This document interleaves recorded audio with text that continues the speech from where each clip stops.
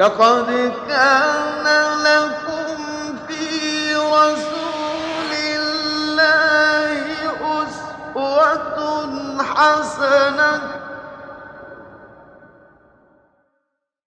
اعوذ باللہ من الشیطان الرجیم بسم اللہ الرحمن الرحیم اللہم صلی علی محمد وعلی آل محمد کما صلیت علی ابراہیم وعلی آل ابراہیم انک حمید مجید اللہم بارک علی محمد وعلی آل محمد کما بارکت علی ابراہیم وعلی آل ابراہیم انک حمید مجید۔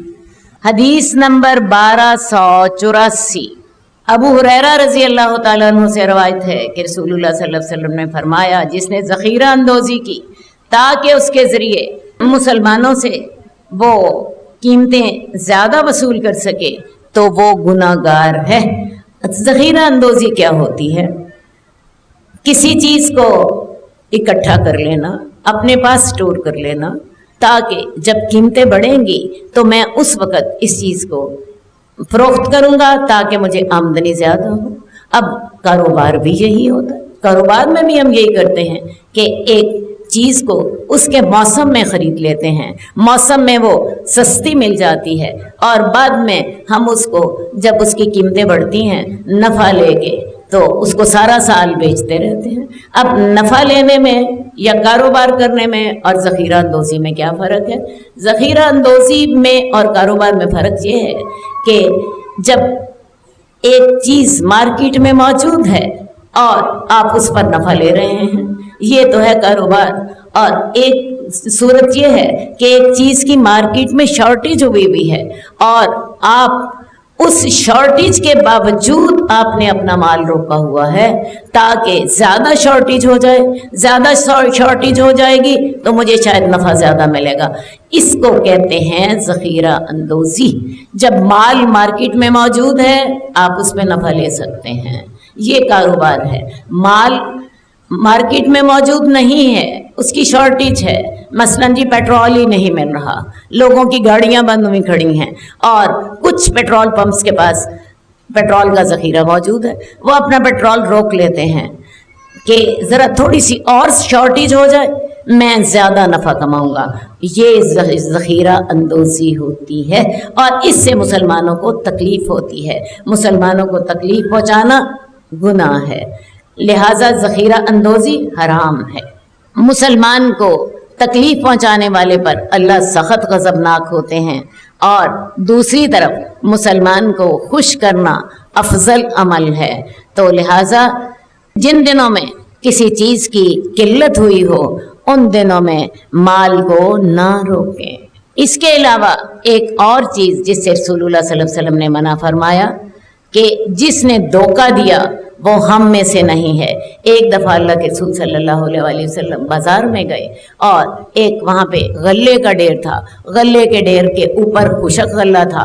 جب اس کے اندر یوں ہاتھ ڈالا تو نیچے سے آپ کو گیلا غلہ محسوس ہوا، نیچے سے غلہ جو تھا وہ گیلا تھا۔ تو آپ نے اس وقت یہ الفاظ فرمائے تھے کہ جو دھوکہ دے وہ ہم میں سے نہیں ہے۔ ٹھیک ہے آپ کا غلہ گیلا ہو گیا کیا ہے، خریدار کو بتا دیجئے یہ گیلا ہے۔ اور جو شخص اپنے مال کا عیب بتا دیتا ہے اللہ تعالیٰ اس میں برکت ڈالتے ہیں۔ جب تک انسان اپنے مال کا عیب بتاتا رہتا ہے اور سچ بولتا رہتا ہے برکت رہتی ہے، اور جب انسان جھوٹی قسم کھا کے مال فروخت کرتا ہے اور مال کا عیب نہیں بتاتا، میں آپ کو بتاؤں برکت ختم ہو جاتی ہے۔ ویسے بھی آپ کو خود سمجھ آ رہی ہے جس آدمی کو ایک دکان سے غلط سودا ملے گا وہ دوبارہ اس دکان پہ کیوں آئے گا؟ وہ سوچے گا اس دکان سے تو مجھے دھوکہ ہوا تھا، میں اس دکان پہ جاتا ہوں جہاں پہ مجھے صحیح سودا ملے۔ حدیث نمبر 1286۔ عبداللہ بن مسعود سے روایت ہے کہ رسول اللہ صلی اللہ علیہ وسلم نے فرمایا، جس کو فاقہ پیش آیا اور اس نے اللہ کی بجائے لوگوں سے شکایت کی تو اس کا فاقہ ختم نہیں ہوتا، اور جو اللہ کے سامنے اظہار کرتا ہے اللہ اس کو غنا عطا فرماتے ہیں، یا تو اس کو جلد موت آ جاتی ہے، یا اللہ اسے مال عطا فرما دیتے ہیں۔ اصل بات یہ ہے کہ رسول اللہ صلی اللہ علیہ وسلم نے اپنے صحابہ کی تربیت کی تھی کہ وہ کبھی بھی لوگوں سے نہ مانگے۔ اس حد تک انہوں نے تربیت کی تھی کہ اگر کسی کا کوڑا زمین پہ گر جاتا اور وہ خود سوار ہوتا تو وہ کسی گزرتے ہوئے آدمی سے یہ نہ کہتا کہ یہ نیچے سے بھائی کوڑا مجھے پکڑا دو، اپنی سواری سے نیچے اترتا اور نیچے اتر کے اپنا کوڑا خود اٹھاتا اور پھر سواری پر بیٹھتا۔ تو لہٰذا اگر کسی کو کوئی ضرورت پیش آ جائے تو اسے اپنی ضرورت کس کے سامنے رکھنی چاہیے؟ اللہ کے سامنے۔ جب انسان کو فاقہ پیش آ جائے اور انسان لوگوں سے مانگے، اللہ اسے لوگوں کے حوالے کر دیتے ہیں، اور جو اپنی ضرورت اللہ کے سامنے رکھے اس کو اللہ اپنی جناب سے دیتے ہیں۔ اب یہ بات میں آپ کو پریکٹیکلی سمجھاتی ہوں۔ ایک آدمی جو ہے وہ لوگوں سے جب مانگنا شروع کر دیتا ہے تو وہ ڈیپینڈ کس پہ کرتا ہے؟ لوگوں پہ ڈیپینڈ کرتا ہے، اور اس کی اللہ اسے لوگوں کے حوالے کر دیتے ہیں۔ ٹھیک ہے، تو نے لوگوں سے مانگا، جا لوگوں کے سے لیتا رہے۔ لیکن جو شخص اللہ سے مانگتا ہے، لوگوں سے نہیں مانگتا، وہ کیا کرتا ہے؟ وہ اپنے فاقے کے حل کے لیے مستقل کوشش کرتا ہے، وہ خود محنت کرتا ہے، وہ خود سوچتا ہے کہ وہ کون سا طریقہ ہو سکتا ہے جس کے ساتھ میرا فاقہ ختم ہو جائے۔ میں نے لوگوں کے سامنے تو ہاتھ نہیں پھیلانا، اور اللہ سے دعا بھی کرتا ہے۔ جب وہ خود سوچتا ہے، خود دماغ لگاتا ہے، خود محنت کرنے کی کوشش کرتا ہے، اللہ اس کی محنت میں برکت ڈال دیتے ہیں، اور پھر اللہ اسے اپنی جناب سے دے دیتے ہیں۔ جس نے لوگوں سے مانگا وہ لوگوں سے ہی مانگتا رہے گا، اور جس نے اللہ سے مانگا اللہ تعالیٰ اس کا اپنا جو ہے کاروبار کا ذریعہ تھوڑا زیادہ آہستہ آہستہ کر کے اللہ تعالیٰ اس کو مستقل روزگار عطا فرما دیتے ہیں۔ لہٰذا لوگوں سے سوال نہ کریں، سوال کس سے کرنا ہے؟ اللہ رب العزت سے سوال کریں، اللہ رب العزت سے سوال کریں۔ ویسے بھی آپ خود فیصلہ کر لیجئے کہ لوگوں سے مانگنا پسند ہے کہ اللہ سے مانگنا پسند ہے۔ جو لوگوں سے مانگتا ہے اللہ اسے لوگوں کے حوالے کر دیتے ہیں۔ لوگ چاہے دیں چاہے نہ دیں، اسے ذلیل کریں، تھوڑا دیں، بہتا دیں، یا دھتکار کے گھر سے نکال دیں، یا پھر انسان اپنے رب کے در سے مانگے اور رب اسے اپنی جناب سے دے دے۔ اللہ تعالی ہمیں اپنے سے مانگنے کی توفیق عطا فرمائے۔ حدیث نمبر 1291، عبداللہ بن مسعود سے روایت ہے کہ رسول اللہ صلی اللہ علیہ وسلم نے فرمایا کہ جس کے پاس مال ہے اور اس مال کے ساتھ گزارا ہو رہا ہے، اس کے باوجود وہ سوال کرتا ہے، تو اس کا سوال قیامت کے روز اس کے چہرے پر زخم اور خراش بن کر ظاہر ہوگا۔ کہا گیا ہے اللہ کے رسول، اس کے غنی ہونے کے لیے کیا کافی ہے؟ میرا خیال ہے میں پہلے ہم حدیث کا پہلا حصہ دیکھ لیں۔ جس کے پاس اتنا مال موجود ہے کہ جس کے ساتھ اس کا گزارا ہو سکتا ہے، تو اس کا سوال قیامت کے روز اس کے چہرے پر زخم اور خراش بن کر ظاہر ہوگا۔ آج آپ نے دیکھا ہے مانگنا یا مانگنا ایک پیشہ بن چکا ہے۔ لوگوں کے پاس ہوتا ہے اور اس کے باوجود مانگتے ہیں۔ آپ کو یہ میری بات عجیب لگے گی، لیکن آپ کبھی غور کیجئے، لوگوں کے پاس کیا ہے؟ لوگوں کے گھر بھرے ہوتے ہیں، گھر میں فرنیچر بھی ہوتا ہے، گھر میں فریج بھی ہوتا ہے، گھر میں ٹی وی بھی ہوتا ہے، اور بھی گھر کا سامان ہوتا ہے، بلکہ بعض اوقات میں نے دیکھا کہ گھر میں زیور بھی ہوتا ہے، اور وہ انہوں نے اس لیے سنبھالا ہوتا ہے، یہ جی میں نے بیٹی کی شادی کرنے کے لیے رکھا ہوا ہے، اور یہ میں نے بیٹے کی شادی کے لیے رکھا ہوتا ہے، جی میرے پاس رننگ اخراجات کے لیے، کھانے پینے کے لیے کچھ نہیں ہے، اللہ واسطے ہماری مدد کر دیجیے۔ آج کل یہ بہت سے گھرانوں کا طریقہ ہے، گھر میں سارا کچھ ہونے کے باوجود وہ مانگ رہے ہوتے ہیں۔ آپ کہہ سکتی ہیں کہہ رہے بھئی فریج بھی تو ضرورت کی چیز ہے اور فرنیچر بھی تو ضرورت کی چیز ہے، تو ان کا جب آٹا پانی نہیں چل رہا تو وہ کیا کریں؟ اصل بات یہ ہے کہ انسان کو مانگنے سے آخری حد تک بچنا چاہیے۔ اگر اللہ تعالیٰ نے آپ کو مال دیا ہے تو تب آپ فرنیچر بھی رکھیں، تب آپ فریج سے بھی فائدہ اٹھائیں، تب آپ گاڑی سے بھی فائدہ اٹھائیں، لیکن اگر روزی کے ذریعے مسدود ہو گئے ہیں تو ان چیزوں سے فائدہ اٹھائیے۔ خاص طور پر جب زیور گھر میں ہو اور اس کے باوجود لوگ مانگ رہے ہوں تو مجھے ان پہ حیرت ہوتی ہے۔ زیور جو ہوتا ہے وہ نقد کیش ہوتا ہے، کسی کے پاس بھی آپ زیور لے جائیں، کسی بھی دکاندار کے پاس، وہ اسی وقت آپ کو ان کے پیسے دے دے گا۔ تو ایسے لوگ جن کا گزارا ہو رہا ہوتا ہے اور وہ اپنی جگہ سے ہلنے کو تیار نہیں ہوتے، اپنا سٹینڈرڈ آف لائف کم کرنے کو تیار نہیں ہوتے، ارے بھی اللہ نے آپ کو مال دیا ہے، اپنا سٹینڈرڈ آف لائف اچھا رکھیں، اور اگر اللہ نے مال نہیں دیا اپنے سٹینڈرڈ آف لائف کو نیچے لے آئیں۔ یہ نہیں ہے کہ لوگوں سے اور رشتہ داروں سے مانگ کے آپ اپنا سٹینڈرڈ آف لائف کو تو بالکل بھی ختم نہ کرے اور اپنا ہاتھ لوگوں کے سامنے پھیلائے اور کہے جی میرے پاس آج ہانڈی پکانے کے لیے پیسے نہیں ہیں اور میرے گھر میں آٹا نہیں۔ بات سمجھ آئی ہے؟ تو جو شخص جس کا گزارا ہو سکتا ہے اس کے باوجود وہ سوال کرتا ہے تو قیامت والے روز اس کے چہرے پر زخم ہوں گے اور خراش ہوں گی۔ کہا گیا اللہ کے رسول اس کے مالدار ہونے کے لیے کتنا مال کافی ہے؟ آپ نے فرمایا 50 درہم یا اس کی قیمت کے برابر سونا۔ میرا خیال ہے میں بھی یہ بھی آپ کو بتا دوں کہ 50 درہم کتنے ہوتے ہیں۔ ایک دینار میں نے ابھی آپ کو بتایا تھا سونے کا ہوتا تھا، جبکہ درہم چاندی کا ہوتا تھا، اور ایک دینار میں 12 درہم ہوتے تھے۔ ایک دینار میں 12 درہم ہوتے تھے۔ اس کا مطلب ہے کہ چار دینار اور 2 درہم، اور ایک دینار 4 ماشے سونے کا ہوتا تھا۔ آپ خود حساب لگا لیجیے، دوبارہ دہرا دیتی ہوں، ایک دینار 4 ماشے سونے کا ہوتا تھا اور ایک دینار میں 12 درہم ہوتے تھے۔ اس کا مطلب ہے 50 کا مطلب کیا ہے؟ 4 دینار اور 2 درہم، اور ایک دینار جب 4 ماشے کا ہوا تو 4 دینار 16 ماشے کے ہوئے، اور ایک تولے میں 12 ماشے ہوتے ہیں، یعنی 1 تولہ سونا اور ساتھ 4 ماشے، تو اتنا 50 درہم یا اس کی قیمت کے برابر سونا یہ انسان کے مالدار ہونے کے لیے کافی ہے۔ جہاں تک مانگنے کا تعلق ہے، حدیث میں آتا ہے کہ اس کے علاقے کے 3 آدمی گواہی دیں کہ یہ آدمی فاقے سے ہے، یہ آدمی فاقے سے ہے، تب جا کے ایک آدمی کو مانگنے کی اجازت ملتی ہے۔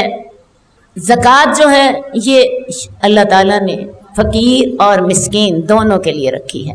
فقیر وہ ہوتا ہے جس کے پاس بالکل کچھ نہیں، بالکل کچھ نہیں ہے، 1 یا 2 لقمے وہ آپ سے مانگتا ہے اور سوال کر لیتا ہے۔ مسکین وہ ہوتا ہے جس کی ضرورت پوری ہو جائے، اس کا جو ہے کاروبار بھی ہو لیکن اس کی ضرورتیں پوری نہ ہو رہی ہوں، سفید پوش ہو۔ اب مسکین کے لیے مانگنا منع ہے، مانگنا منع ہے۔ ہاں اگر اسے خود کوئی شخص زکوٰۃ دے دے تو اس کو زکوٰۃ لگ جائے گی، جبکہ سوالی جس کے لیے مانگنا جائز ہے اس کے بارے میں حدیث میں آتا ہے کہ اس کے علاقے کے 3 آدمی گواہی دیں کہ یہ شخص فاقے سے ہے، تب اسے مانگنا جائز ہے۔ آج کل کے بکاریوں کو کبھی آپ دیکھیں، ان کا جو حال ہوتا ہے میرا خیال ہے آپ سب اس کو جانتے ہیں۔ آج کل کے بکاریوں کو بھیک نہ دیجیے، اس کے ساتھ یہ جو پیشہ ہے بھیک مانگنا، اس کو فروغ ملتا ہے۔ لوگ سمجھتے ہیں کہ ہم نے ان کو 1 روپیہ دے دیا، 2 روپے دے دیے، کیا فرق پڑا؟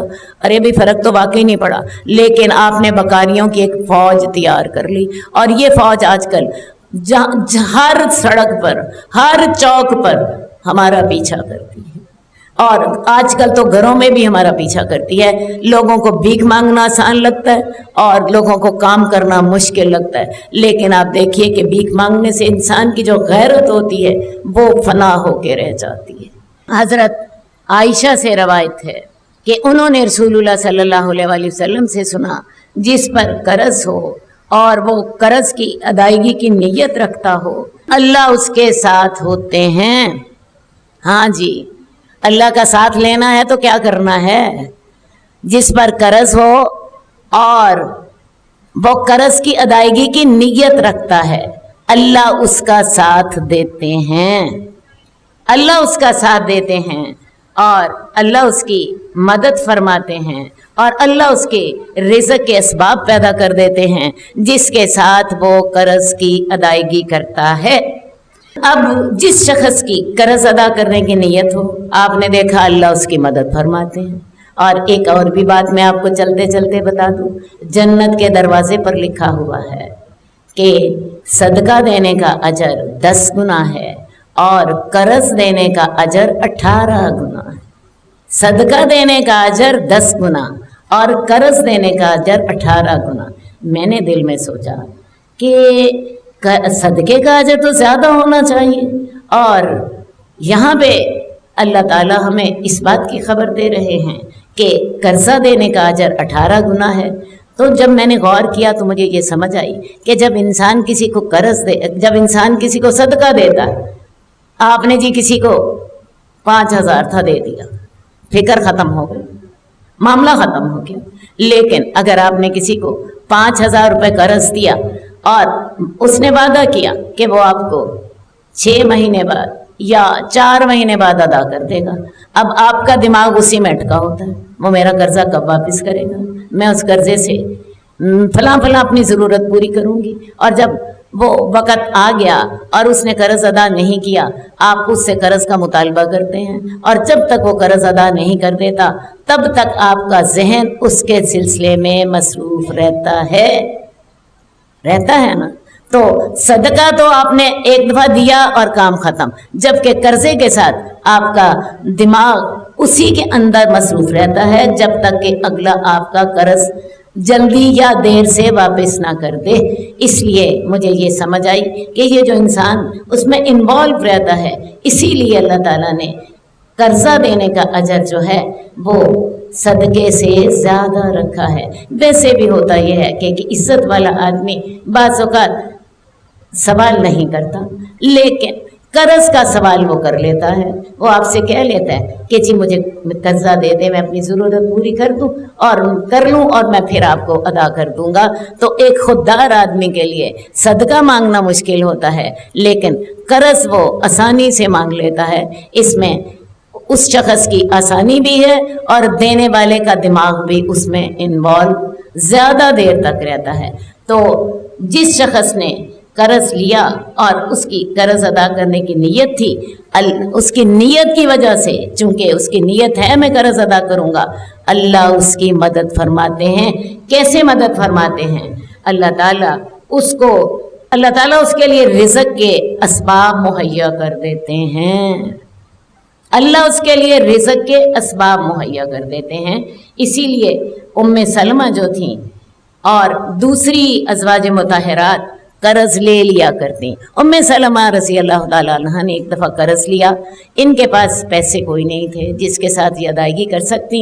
کسی نے ان سے پوچھا کہ آپ اس کو ادا کیسے کریں گی؟ تو انہوں نے اسی حدیث کا حوالہ دیا کہ جس شخص کی قرض ادا کرنے کی نیت ہوتی ہے، اللہ تعالیٰ اس کے ساتھ ہوتے ہیں، اور نہ صرف اس کے ساتھ ہوتے ہیں بلکہ اللہ تعالیٰ اس کے لیے رزق کے اسباب مہیا کر دیتے ہیں، جس کے ساتھ قرض کی ادائیگی کرنی اس کے لیے آسان ہو جاتی ہے۔ تو لہٰذا دیکھیں، اللہ کا ساتھ لینا ہے تو قرض لے لیں۔ صحابہ میں سے کسی کے بارے میں میں نے پڑھا کہ وہ روزانہ اپنے جو تھے خازن سے کہتے جاؤ قرض لے آؤ، اور حالانکہ وہ خود کھاتے پیتے تھے، جاؤ قرض لے آؤ، اور اس کی وجہ یہ بتاتے تھے کہ میں ایک رات بھی ایسی گزارنا پسند نہیں کرتا کہ اللہ میرے ساتھ نہ ہو۔ تو جب میں قرض لے لوں گا تو اللہ میرے ساتھ ہوں گے، تو میں ایک رات بھی ایسی گزارنا پسند نہیں کرتا کہ اللہ میرے ساتھ نہ ہو۔ تو اللہ تعالیٰ قرض لینے والے کی، ایسے قرض لینے والے کی جس کی ادا کرنے کی نیت ہو، اللہ تعالیٰ اس کا ساتھ دیتے ہیں۔ حدیث نمبر 1297 حضرت ابو ہریرہ سے کی روایت ہے کہ ایک آدمی رسول اللہ صلی اللہ علیہ وسلم کے پاس آیا، وہ ان سے سوال کر رہا تھا تو رسول اللہ صلی اللہ علیہ وسلم نے اس کے لیے نصف وسق ادار لیا اور اس کو دے دیا۔ اب ایک شخص آیا ہے اللہ کے رسول کے پاس مانگنے کے لیے، اور اللہ کے رسول کا طریقہ یہ تھا کہ آپ کسی کو نہ نہیں کرتے تھے، اگر اپنے پاس ہوتا عطا فرما دیتے، بلکہ تن پہ کپڑا پہنا ہوتا وہ بھی اتار کے دے دیتے، اور اگر اپنے پاس نہ ہوتا تو کسی سے ادار لیتے۔ اب اس حدیث میں بھی حضرت ابو ہریرہ بتا رہے ہیں کہ ایک شخص آپ کے پاس کچھ مانگنے کے لیے آیا، آپ نے کیا کیا، گھر میں موجود نہیں تھا، کسی اور سے آپ نے آدھا وسق ادھار لیا۔ ایک وسق جو ہوتا ہے 4 من ہوتا ہے، تو آپ نے آدھا وسق ادھار لیا سے کیا مراد ہے، 2 من غلہ آپ نے ادھار لیا اور اس شخص کو 2 من غلہ دے دیا۔ ذرا اب یہ بھی سوچ لیجئے کہ ہم لوگ کسی فقیر کو دینا ہو تو ہم کتنا دیتے ہیں۔ اللہ کے رسول موجود نہ ہونے کے باوجود، ادھار لینے کے باوجود 2 من غلہ اس کو دیتے ہیں۔ آپ نے اس کے لیے نصف وسق ادھار لیا اور اس آدمی کو دے دیا۔ پھر جب اس آدمی نے آ کر مطالبہ کیا، یعنی جس سے آپ نے غلہ ادھار لیا تھا، اس شخص نے مطالبہ کیا کہ یا رسول اللہ میرا ادھار واپس کیجئے، تو آپ نے اسے پورا وسق اس کو واپس کر دیا۔ یعنی ادھار تو آپ نے لیا تھا 2 من، اور جب اس کو ادا کیا تو 4 من ادا کیا، اور فرمایا کہ آدھا تو تمہارا قرض ہے جو میں نے تمہارا دینا تھا، اور آدھا تمہارا، آدھا جو ہے وہ تمہارے لیے میری طرف سے تحفہ ہے نا عجیب بات۔ میں نے جب یہ حدیث پڑھی میں حیران رہ گئی، میں نے کہا اللہ تعالیٰ ہمارے عمل کی طرف۔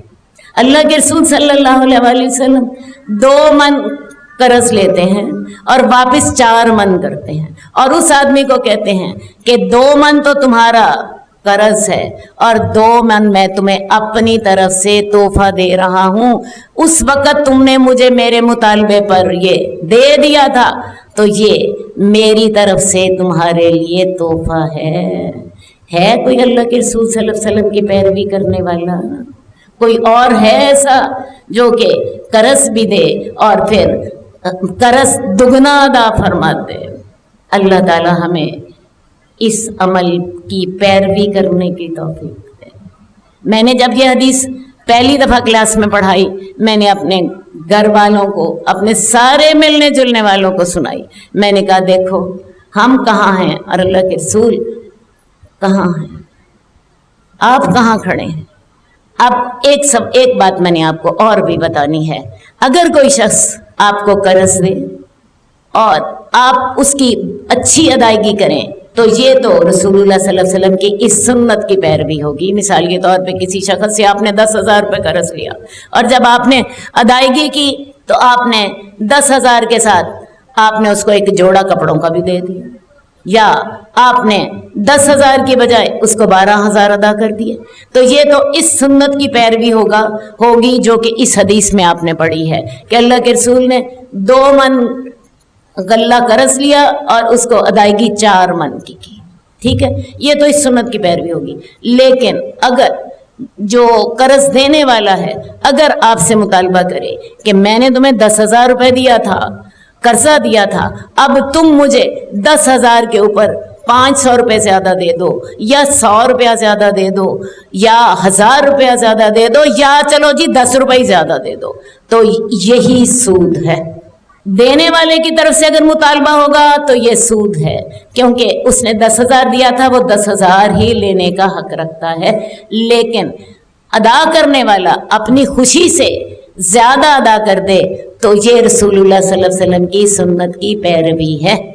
حدیث نمبر 1306 حضرت عبداللہ بن عمر کی حدیث ہے کہ رسول اللہ صلی اللہ علیہ وسلم نے منع کیا تھا کہ شہری دیہاتی کے لیے خرید و فروخت نہ کرے، اور آپ فرمایا کرتے تھے کہ تاجروں کو آگے بڑھ کر نہ ملو۔ اب اس حدیث میں بھی رسول اللہ صلی اللہ علیہ وسلم نے کچھ ایسے سودوں کا ذکر کیا ہے، کچھ ایسی تجارت کا ذکر کیا ہے جو کہ منع ہے۔ اس میں سب سے پہلی بات آپ نے فرمائی کہ کہ شہری جو ہے وہ دیہاتی کے لیے بیع نہ کرے۔ اصل میں ہوتا یہ ہے کہ ایک آدمی نے مثلاً جی سمجھ لیجئے کوئی شخص کاشتکار ہے، وہ اپنا غلہ لے کر آ رہا ہے، اب ایک شہری آدمی جو ہے وہ اس آدمی سے بات کر لیتا ہے، تمہارا غلہ میں شہر میں بکوا دوں گا، اور وہ کرتا کیا ہے کہ غلے کی قیمت اس سے وہ طے کر لیتا ہے 40 روپے کلو، اور خود وہ شہر میں 60 روپے کلو بیچ لیتا ہے، اور 20 روپے وہ خود کھا جاتا ہے۔ شہری لوگ آپ کو پتہ ہے عام طور پہ چالاک ہوتے ہیں، ہوشیار ہوتے ہیں، جبکہ جو دیہاتی لوگ ہوتے ہیں وہ بولے بالے اور سیدھے سادے ہوتے ہیں۔ تو اللہ کے نبی صلی اللہ علیہ وآلہ وسلم نے کہا کہ کوئی شہری کسی دیہاتی کی بیع نہ کرے۔ اس طرح کیا ہوگا، شہری جو ہے نفع خود رکھ لے گا اور دیہاتی بیچارہ مار کھا جائے گا، یا اس کو تھوڑا نفع دے گا خود زیادہ رکھ لے گا۔ اسی طرح آپ نے یہ بھی حکم دیا کہ تم تاجروں کو آگے بڑھ کر نہ ملو۔ اب تاجروں کو آگے بڑھ کر ملنے سے کیا مراد ہے؟ مثال کے طور پہ پھر میں وہی مثال لیتی ہوں، ایک آدمی جو ہے وہ کنوں بیچ رہا ہے، اب وہ کنوں کا ٹرک لے کے مارکیٹ میں آ رہا ہے، اب اس کو راستے میں نہ ملو، اس کو منڈی میں آ جانے دو۔ ہو سکتا ہے منڈی میں آنے کے بعد وہاں پہ کنوں کے 1.5 ٹرک ہوں، اور اس کنوں کے ٹرک کی قیمت جو ہے وہ 5,000 روپے ٹرک ہو جائے، اور ہو سکتا ہے اس دن سپلائی کم ہو اور اس ٹرک کی قیمت جو ہے 5,000 کی بجائے 7,000 روپے ہو جائے۔ تو ایسا کرو کہ جو قافلے ہیں ان کو راستے میں نہ ملا کرو، ان کو منڈی میں آ جانے دو۔ منڈی میں آنے کے بعد ان کا ریٹ اصل لگتا ہے، کیونکہ آپ کو پتا ہے جتنی اگر چیز زیادہ ہوتی ہے تو قیمت کم ہو جاتی ہے، اور اگر چیز مانگ سے کم ہو تو ریٹ بڑھ جاتا ہے۔ تو لہٰذا منڈی میں آنے کے بعد ان کے ساتھ معاملہ کرو۔ اللہ کے رسول صلی اللہ علیہ وسلم نے اس سے بھی منع فرمایا کہ تاجروں کو آگے بڑھ کر نہ ملو۔ اور اس کے علاوہ رسول اللہ صلی اللہ علیہ وسلم نے ایک اور بھی ہدایت دی کہ تم میں سے کوئی شخص کسی دوسرے کے سودے پہ سودا نہ کرے۔ مثال کے طور پہ ایک آدمی نے ایک مکان کا سودا کر لیا ہے، مکان اس نے 50 لاکھ کا بیچا، اب ایک دوسرا آدمی ہے وہ اس سے کہتا ہے کہ یہی مکان میں تمہیں 50 لاکھ کی بجائے میں تمہیں 51 لاکھ دے دیتا ہوں۔ تو ایک دفعہ سودا ہو چکا، اب اس کے سودے پہ سودا نہ کریں۔ یا کوئی آدمی آپ سے کہتا ہے اسی جیسا مکان میں آپ کو 50 لاکھ کی بجائے میں آپ کو 45 لاکھ پہ لے دیتا ہوں، ٹھیک ہے نا؟ تو سودا ہو گیا، اب اس سودے پہ سودا نہ کیجئے، اس سودے کو گڑبڑ نہ کریں، نہ زیادہ قیمت کے ساتھ نہ کم قیمت کے ساتھ۔ ایک کپڑا آپ نے خریدا، آپ کو جی ایک دکان پہ جوتا پسند آ گیا، ایک آدمی نے سودا کر لیا ہے، اب دوسرے شخص کو وہی جوتا پسند ہے اور وہی کپڑا پسند ہے۔ آپ کو پتہ ہے دکاندار آپ سے کیا کہتا ہے؟ یہ جی چیز سیل ہو چکی ہے، یہ نہ لے، کوئی اور پسند کر لے، کوئی اور پسند کر لے، خواہ وہ مہنگی مل رہی ہے خواہ وہ سستی مل رہی ہے۔ تو لہٰذا ایک آدمی سودا کر چکا ہے، اس کے سودے کو چھوڑ دے اور کوئی اور سودا کر لے، اس کی زیادہ قیمت بھی نہ دیں، کوئی آپ کو کم قیمت پہ دینے کے لیے کہتا ہے وہ بھی نہ کرے، اس کے سودے کو چھوڑ کے اور سودا کر لے۔ اب ان چیزوں کے ساتھ کیا ہوتا ہے؟ ان چیزوں کے ساتھ مسلمانوں میں فساد اور لڑائی پیدا ہوتی ہے، اور مسلمانوں کی فساد اور لڑائی سے کون خوش ہوتا ہے؟ شیطان اور ہمارا دشمن۔ تو لہٰذا ایسے معاملات نہ کیے جائیں جن کے ساتھ مسلمانوں میں فساد پیدا ہو۔ اس کے علاوہ رسول اللہ صلی اللہ علیہ وسلم نے ایک اور بات سے بھی منع فرمایا، ایک دوسرے کی منگنی پہ پیغام نہ بھیجو۔ اب ایک شخص نے کسی لڑکی کے لیے پرپوزل بھیجا ہے، اب آپ کو پتا چل گیا کہ وہ پرپوزل جو ہے ڈن ہو چکا ہے۔ ایک تو صورت یہ ہے کہ کسی لڑکی کو آپ نے پرپوزل بھیجا، اس کو 3-4 پرپوزل اور بھی ملے ہوئے ہیں، لیکن ابھی گھر والوں نے کسی کے بارے میں طے نہیں کیا، تو اس صورت میں تو جتنے لوگ چاہیں اسے پرپوزل بھیج سکتے ہیں۔ یہ گھر والوں کو فائدہ ہے کہ وہ جس کو بہتر سمجھیں گے اس کو اختیار کر لیں گے۔ لیکن اگر کوئی پرپوزل ڈن ہو چکا ہے، آپ کو پتہ چل گیا ہے کہ ان لوگوں کی آپس میں بات طے ہو چکی ہے، اگرچہ ابھی منگنی کا انہوں نے اعلان نہیں ہوا، لیکن ایک دوسرے سے معاملہ تقریباً طے ہو چکا، اس وقت اس کو پیغام نکاح نہ بیچیں۔ ہاں اس صورت میں بیچ سکتے ہیں کہ جب کہ پیغام نکاح بیچنے والا آپ کو اجازت دے دے یا وہ رشتہ چھوڑ دے، ورنہ ہوگا کیا، ایک ہی لڑکی کے لیے 2 پیغام نکاح آ جائیں گے اور ان دونوں کا آپس میں جھگڑا ہو جائے گا۔ تو لہٰذا اگر آپ کو پتہ چل گیا کہ اس لڑکی کا معاملہ جو ہے وہ تقریباً ڈن ہو گیا، اب وہاں پہ پیغام نہ بھیجیں۔ ہو سکتا ہے کہ آپ کا پیغام ان لوگوں کے لیے زیادہ اچھا ہو، لیکن ان لوگوں کے لیے بھی حکم یہی ہے، جب زبان دے دی تو پھر دے دی، پھر زبان دے دی تو پھر دے دی۔ تو کسی کے پیغام نکاح پر آپ پیغام نکاح نہ بھیجیں جب تک کہ پہلے پیغام والا یا تو اس پیغام کو چھوڑ نہ دے یا آپ کو اجازت دے دے، چلو بھائی تم بھی اپنی قسمت آزمائی کر لو، اس کو کوئی اس سے شکایت نہ ہو، پھر آپ پیغام دے سکتے ہیں۔ یہ باتیں مسلمانوں میں فساد پیدا کرتی ہیں اور ہمیں یہ کوشش کرنی ہے زیادہ سے زیادہ ہم مسلمانوں کے اندر اتفاق اور محبت کے لیے کام کریں۔ حدیث نمبر 1308 حضرت ابوبکر صدیق سے روایت ہے کہ رسول اللہ صلی اللہ علیہ وسلم نے فرمایا، ایسا جسم جنت میں نہیں جائے گا جس کو حرام مال سے پالا گیا ہے۔ جنت پاکیزہ اور مبارک مقام ہے، وہاں نیک لوگوں کا ہی بسیرا ہوگا، بد عمل اور حرام خور اللہ کی جنت سے دور ہانک دیے جائیں گے، ان کو دہکتی ہوئی آگ کا حصہ بنا دیا جائے گا۔ سود خور، رشوت خور، پرائز بانڈ اور پرچی نمبروں کی کمائی کھانے والے جنت سے دھکیل دیے جائیں گے۔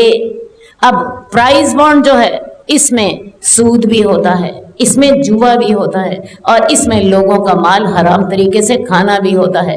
اسی طرح انشورنس کا پیسہ، اس میں بھی یہی تینوں قباحتیں ہیں۔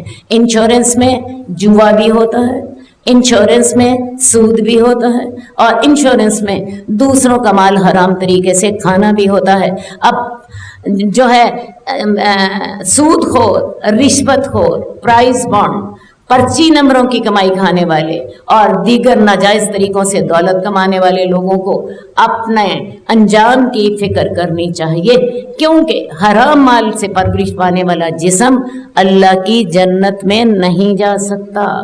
وہ جنت پاکیزہ مقام ہے، اس میں پاکیزہ لوگ ہی جائیں گے، پاکیزہ کمائیوں والے، پاکیزہ عملوں والے۔ اور دوزخ میں کون سے لوگ جائیں گے؟ جو حرام کمائی کماتے ہیں اور حرام کمائی کے ساتھ پھر گناہ پھوٹتے ہیں، حلال کمائی کے ساتھ خیریں پھوٹتی ہیں، نیکیاں پرورش پاتی ہیں اور حرام کمائی کے ساتھ جو ہیں گناہ پھوٹتے ہیں۔ ویسے بھی حرام کمائی کے ساتھ آپ کی نماز قبول نہیں ہوتی، صدقہ اور حج قبول نہیں ہوتا، حد یہ کہ آپ کی توبہ بھی قبول نہیں ہوتی۔ تو جس جسم کو حرام غذا کھلائی گئی ہو وہ واقعی جنت میں جانے کے قابل نہ ہوگا۔ لہٰذا اپنی کمائی کے بارے میں بہت محتاط رہیے۔ ایک میرا جملہ بس یاد رکھیے گا، عقیدے میں شرک کے بغیر، شرک کے ساتھ کوئی عمل قبول نہیں ہوتا۔ اگر کوئی شخص شرک کر رہا ہے کوئی نیک عمل قبول نہیں ہوتا، اور اعمال میں حرام کمائی کے ساتھ کوئی عمل قبول نہیں ہوتا۔ اللہ ہمیں حلال کھانے کی توفیق عطا فرمائے۔ اللہم صلی علی محمد وعلی آل محمد کما صلیت علی ابراہیم وعلی آل ابراہیم انک حمید مجید۔